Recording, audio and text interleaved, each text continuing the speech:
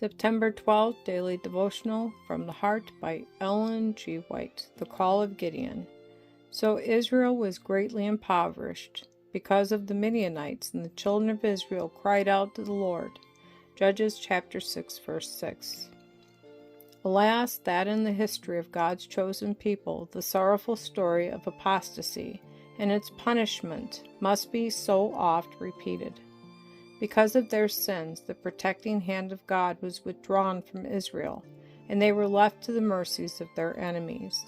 The wild, fierce inhabitants of the desert, the Midianites and the Amalekites, as grasshoppers for multitude, came swarming into the land with their flocks and herds, and pitched their tents in plain and valley.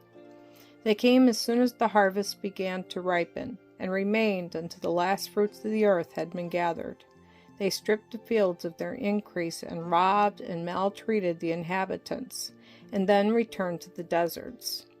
For 7 years this oppression continued, and then in their distress the people remembered him, who had so often delivered them, and they cried unto the Lord for help.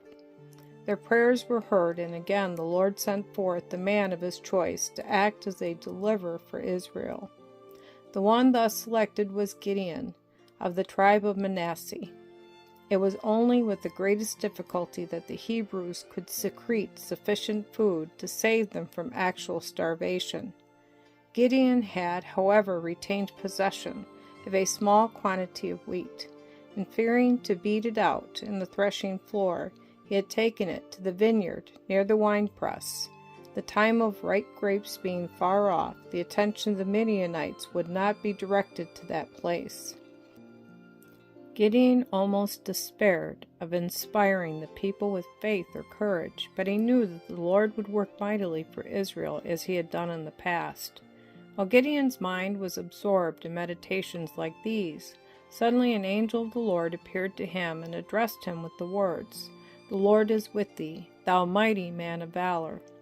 The melancholy nature of Gideon's thoughts is revealed by his answer, "O my Lord, if the Lord be with us, why then is all this befallen us?"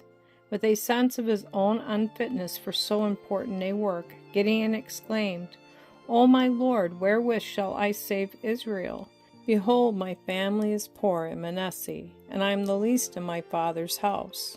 Then the angel gave him the gracious assurance, "Surely I will be with thee, and thou shalt smite the Midianites as one man." Judges chapter 6, verses 12 through 16.